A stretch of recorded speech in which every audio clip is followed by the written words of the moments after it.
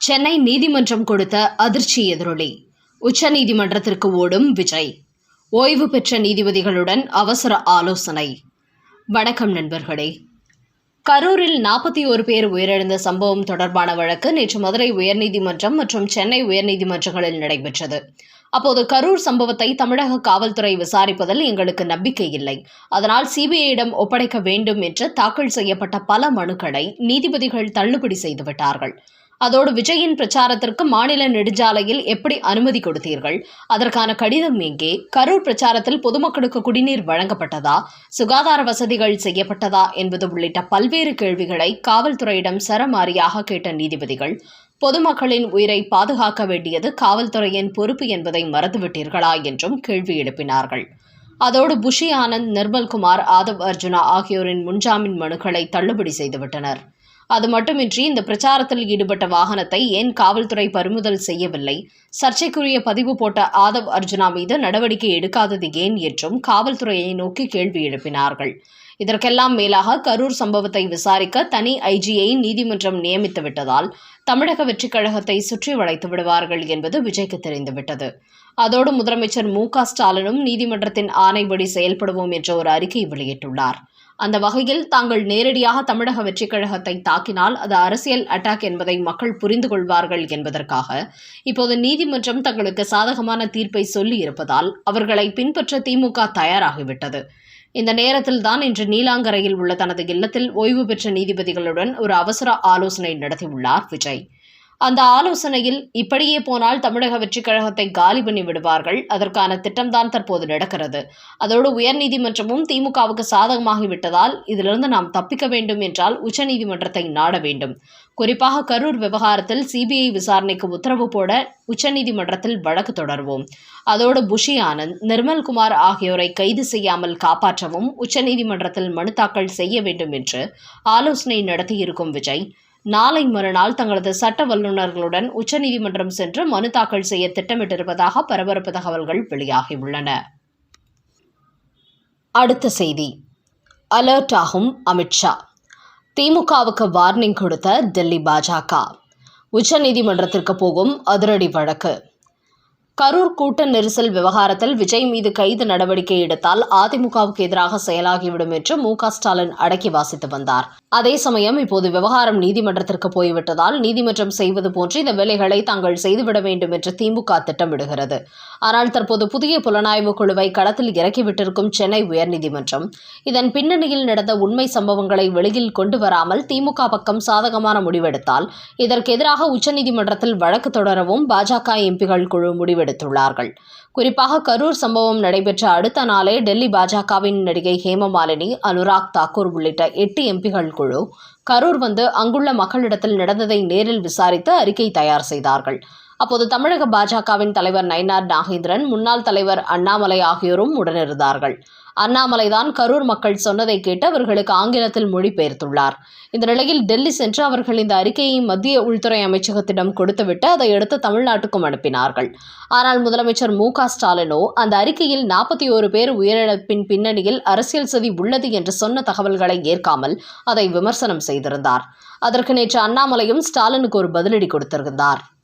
பாஜக எம்பிகள் அறிக்கைக்கு எதிரான ஸ்டாலினின் எக்ஸ் தள பதிவும் டெல்லிக்கு அனுப்பி வைக்கப்பட்டுள்ளது. இதன் காரணமாகவே தமிழக அரசின் மீது டெல்லி பாஜக கடும் கொந்தளிப்பில் இருக்கிறது. இந்த நேரத்தில் தற்போது தாவேகா கரூர் பிரச்சார வழக்கு சென்னை உயர்நீதிமன்றத்தில் நடப்பதால் இதை டெல்லி பாஜக கூர்ந்து கவனித்து வருகிறது. இந்த வழக்கில் சிபிஐ விசாரணைக்கு தடை போட்டுள்ள சென்னை உயர்நீதிமன்றம் திமுகவின் ஆணைப்படி செயல்படுகிறதா என்பதை டெல்லி மேலிடம் தீவிரமாக கண்காணித்து வருகிறது. அதன் காரணமாகவே இந்த வழக்கின் விசாரணை தவறான கோணத்தில் நடைபெற்று கொண்டிருந்தால் கரூரில் பொதுமக்களிடத்தில் தாங்கள் விசாரித்த தகவல்கள், வீடியோ ஆதாரங்கள் என அனைத்தையும் உச்சநீதிமன்றத்தில் மனு தாக்கல் செய்து பாஜக சார்பில் வழக்கு தொடரவும் திட்டமிடப்பட்டுள்ளதாம்.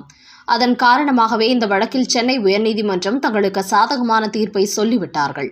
அதனால் இதில் திமுகவின் செந்தில் பாலாஜி உள்ளிட்டோருக்கு எந்த சம்பந்தமும் இல்லை என்பது போன்று இந்த வழக்கை முடித்துவிடலாம் என்று திமுக நினைத்தால் கரூர் பொதுமக்கள் கொடுத்த வாக்குமூலத்தை மையமாக வைத்து உச்சநீதிமன்றத்தில் இந்த வழக்கை தொடரவும் பாஜக எம்பிகள் குழு தயாராகிவிட்டது.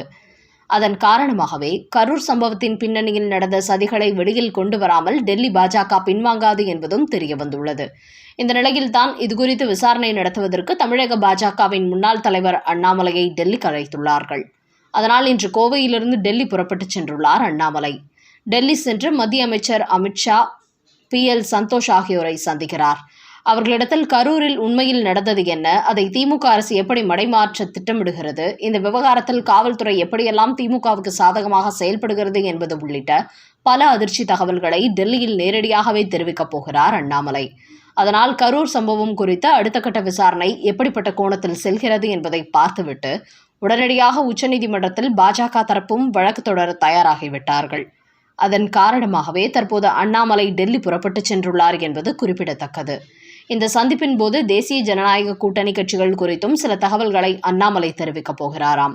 குறிப்பாக இதுவரை தங்களது நிலைப்பாட்டை பாட்டாளி மக்கள் கட்சி, தேமுதிக போன்றவை இன்னும் வெளிப்படையாக தெரிவிக்காத நிலையில் டிடிவி தினகரன், OPS ஆகியோரும் வெளியேறியவர்கள் இன்னும் தேசிய ஜனநாயக கூட்டணிக்குள் வரவில்லை.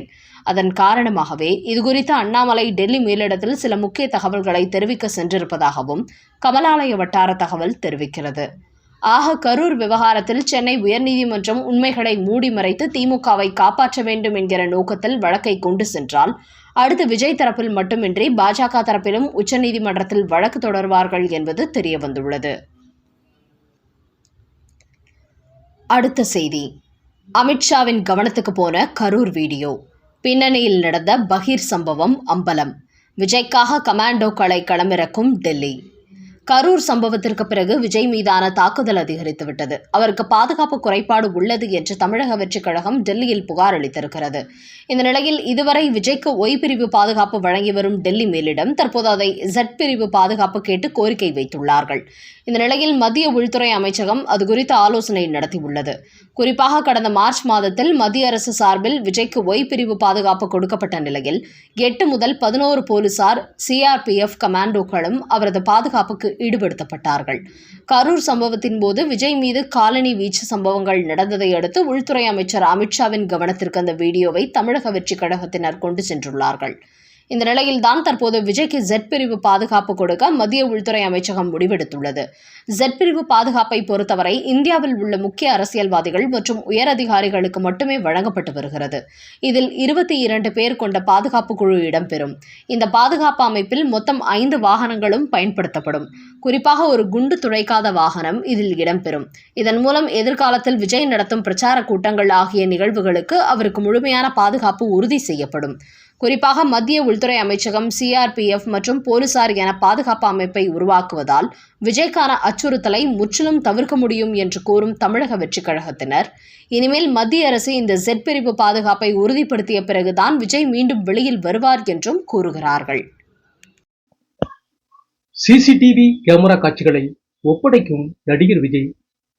கரூர் கூட்ட நெரிசல் விவகாரத்தில் பல்வேறுபட்ட வீடியோ காட்சிகள் வெளியாகி கொண்டு வருகின்றன. அதில் சில சித்தரிக்கப்பட்ட வீடியோக்களும் வெளியாகியுள்ளது. இப்படியான நிலையில் நேற்று உயர்நீதிமன்ற நீதிபதிகள் IG அஸ்ரா கான் தலைமையில் சிறப்பு புலனாய்வு குழு ஒன்றை களமிறக்கியிருக்கிறார்கள். இந்த குழு மொத்த தகவல்களையும் கைப்பற்றி விசாரணை நடத்தி அறிக்கை தாக்கல் செய்ய வேண்டும் என்று உத்தரவிடப்பட்டிருக்கிறது.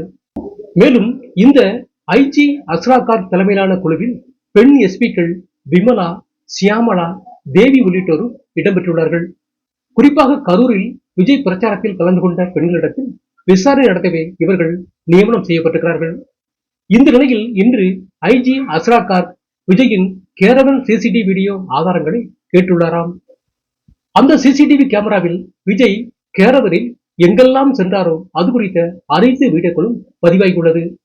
இந்த நிலையில் தனது கேரவனில் இடம்பெற்றுள்ள CCTV கேமராவில் பதிவான அனைத்து பதிவுகளையும் காவல்துறையிடம் ஒப்படைப்பதாக விஜய் தரப்பு இன்றைய தினம் ஒப்புதல் கொடுத்திருப்பதாகவும் ஒரு தகவல் வெளியாகி இருக்கிறது.